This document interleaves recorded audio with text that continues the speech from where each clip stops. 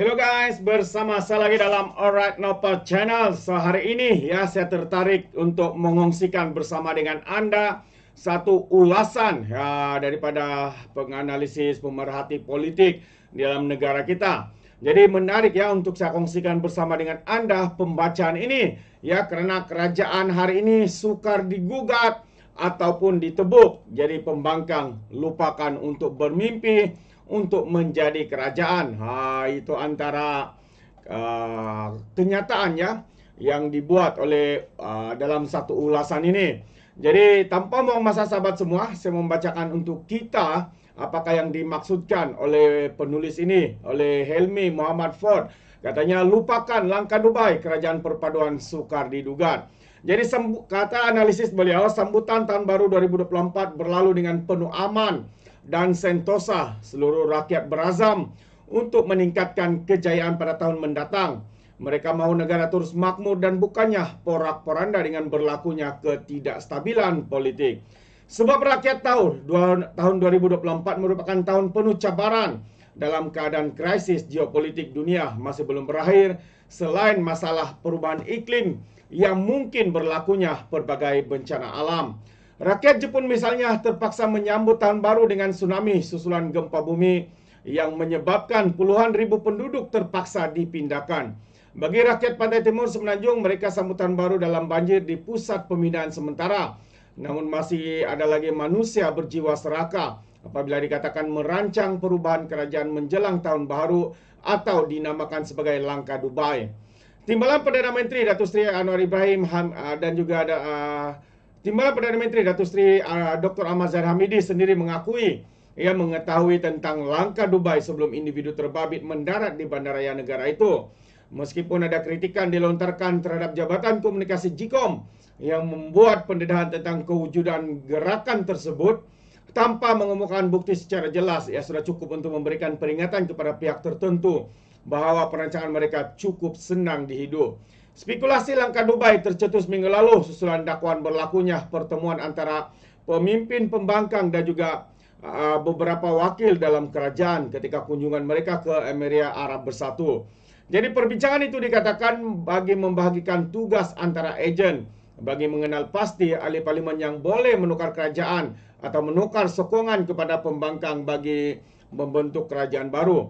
Jadi sebenarnya sebarang percubaan untuk menggugat ya kerajaan perpaduan pimpinan Datuk Seri Anwar Ibrahim yang memperoleh sokongan majoriti lebih 2/3 hanya sia-sia. Pertama, pembangkang sudah mengetahui pertukaran kerajaan secara terbuka sudah tertutup peluangnya ekoran wujudnya Akta Lompat Pati yang diluluskan di Dewan Rakyat pada tahun 2022, yaitu ketika pentadbiran Kerajaan Perikatan Nasional. Peluang untuk menukar sokongan di Dewan Rakyat yang menjadi platform paling besar juga tidak pernah berlaku. Malah pembangkang terutamanya ketuanya Zainuddin Hamzah dan ketua parti seperti Muhyiddin Yassin dan Abdul Hadi Awang sendiri ibarat hilang taring setiap kali berada di atas pentas parlimen. Sebaliknya, Perdana Menteri tidak pernah gentar berdepan dengan barisan pembangkang setiap kali sidang Dewan Rakyat atau Dewan Negara. PAS terutamanya hanya sekadar bermain sentimen untuk menjentik mindah orang Melayu dengan memainkan propaganda Islam terancam dan Islam liberal yang akhirnya hanya menjelaskan lagi watak ekstrim dan melampau mereka. Ia jelas ditolak masyarakat Islam yang mahukan fahaman sederhana, apatah lagi golongan bukan Islam yang melihatkan parti itu tidak sesuai memimpin masyarakat mazmum di dalam negara ini. Sebagaimana pernah disebut, atap dan dinding kerajaan perpaduan bukan atap kaca seperti anggapan Abdul Hadi sebelum ini, sebaliknya kini adalah atap dan dinding konkret. Namakanlah apa saja langkah, sama ada Dubai, London sekalipun, kedudukan kerajaan perpaduan tidak mudah digubah pada masa ini. Pendedahan JIKOM tersebut tidak bermaksud untuk menunjukkan kerajaan perpaduan resah dan gelisah kerana ada gerakan untuk menumbangkan kerajaan. Sifar gerakan tersebut sebenarnya mudah dibaca, iaitu sudah pasti. Mereka ingin menarik sokongan sebagian 30 ahli parlimen UMNO. Dengan perubahan ahli parlimen di Semenanjung, mereka mengintai sokongan daripada Sabah dan Sarawak. Apa keperluan bentuk kerajaan baru? Namun persoalannya, mengapa perlu wakil rakyat UMNO untuk berpaling tada? Sedangkan mereka sudah mendapat tempat dalam kerajaan perpaduan. Malah dalam perombakan kabinet baru-baru ini lebih ramai pemimpin utama UMNO dibawa masuk ke dalam pentadbiran kerajaan. Seperti kata ahli Majlis Kerja Tertinggi UMNO, Datuk Seri Ahmad Mazlan, jika 30 orang itu sekalipun keluar, kerajaan masih kekal dengan sokongan 122 ahli parlimen. Kerajaan perpaduan kini juga stabil dengan sokongan Blok Sarawak, iaitu Gabungan Parti Sarawak GPS. Premier Sarawak dan GPS memainkan peranan penting dalam hal itu, kata Anwar dipetik. Tan Sri Abang Joh mengatakan GPS pimpinannya hanya mempunyai 23 kerusi di parlimen. Jadi tidak paloi atau bodoh untuk menyertai pakatan tumbangkan kerajaan, menyertai perikatan untuk tumbangkan kerajaan semata-mata mahu menerima tawaran untuk jawatan Perdana Menteri. Presiden kanan PBB Datuk Seri Fadila Yusof juga yang juga timbalan Perdana Menteri 2 turut menolak kabar angin tersebut, mengulangi bahawa keutamaan GPS ialah mempunyai kerajaan stabil dan kukuh dengan mengulangi sokongan kepada kerajaan perpaduan pimpinan Datuk Seri Anwar Ibrahim. Katanya, GPS tidak mempunyai masa untuk melayan drama politik. Sebaliknya mau fokus kepada usaha atas pemulihan ekonomi dan kesejahteraan rakyat, katanya di petik Borneo Post. Keadaan pada masa ini jauh berbeza dengan apa yang berlaku pada tahun 2020 apabila berlakunya langkah sertan hingga menumbangkan kerajaan Pakatan Harapan dan juga tumbangnya Muhyiddin Yassin ketika menarajui Kerajaan Perikatan Nasional sebelum diganti dengan Ismail Sabri Yaakob.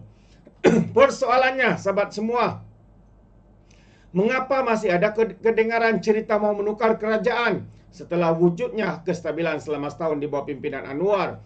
Malah seramai 5 orang ahli parlimen pembangkang turut memberikan sokongan kepada Perdana Menteri. Amat malang sekali, sekiranya PAS turut termasuk dalam golongan yang cuba melakukan kerosakan dalam politik negara ini, sepatutnya mereka segera insaf dan menerima takdir bahwa negara sekarang dipimpin oleh sebuah kerajaan perpaduan, kerajaan yang meliputi seluruh kaum dan agama serta etnik. Di dalam negara dengan Islam terus kekal sebagai agama rasmi, raja didaulatkan dan hak Melayu dipertahankan. Apalagi yang pembangkang mau? Apalagi yang PAS mau? Perikatan mau? Soalnya. Dan kerajaan perpaduan mempunyai tugas getir bermula tahun ini sehinggalah tamat penggal menjelang 2027 atau 2028 untuk menentukan kestabilan politik terus terjamin dan ekonomi negara dipacu dengan lebih baik serta kebajikan rakyat dipelihara. Sebarang pertukaran kerajaan hanya perlu difikirkan untuk pilihan raya umum ke-16 nanti. Rakyat boleh sama-sama fikir. Sekiranya kerajaan perpaduan menunjukkan prestasi yang baik, mereka termasuk penjabat awam pasti membuat pilihan untuk mengekalkan kestabilan untuk penggal yang akan datang. Terbaik sahabat semua. Itu dia ulasan yang saya yakin ini adalah satu ulasan yang begitu baik sekali daripada saudara Helmi yang menyatakan untuk apa lagi? Untuk apa tukar kerajaan? Itu adalah perkara yang sia-sia. Kenapa hari ini pihak pembangkang begitu terdesak sekali sahabat-sahabat semua? Setiap hari meroyan, setiap hari menyatakan mau menumbangkan kerajaan. Adakah mereka hari ini begitu gentar? Pada pandangan saya mungkin mereka takut karena hari ini satu demi satu sahabat-sahabat semua dilondekan, dibongkarkan, pendedahan demi pendedahan, pendakwaan, penyiasatan kepada pemimpin-pemimpin mereka. Berbagai cara yang mereka lakukan, tapi akhirnya kerajaan ini tetap kuat, tetap kukuh. Karena apa? Karena mendapat sokongan 2/3 di dalam Dewan Rakyat. Begitu juga dengan rakyat hari ini yang mula melihat bahwa kerajaan pentadbiran Datuk Seri Anwar Ibrahim adalah satu keputusan yang tepat daripada yang di Pertuan Agong untuk menubuhkan atau menasihatkan untuk menubuhkan kerajaan perpaduan. Walaupun pada awalnya Perikatan Nasional Muhyiddin dan Hadi Awang begitu sombong angkuh tidak menerima nasihat daripada yang di Pertuan Agong, sahabat-sahabat semua. Karena apa? Karena katanya mereka sudah cukup jumlah. Hari ini siapa yang jadi pembangkang, siapa yang jadi kerajaan. Bagaimana pandangan Anda sahabat semua? Anda boleh berikan di dalam ruangan komen. Terima kasih. Izinkan saya untuk mengundurkan diri dan seperti biasa peribahasa mengatakan, tapapun kangkap, 2 ton keinginan. Dalam bahasa Melayunya, tepuk dada, tanya selera. Sekian saja daripada Orang Dapat Channel. Saya kita berjumpa lagi. Bye-bye.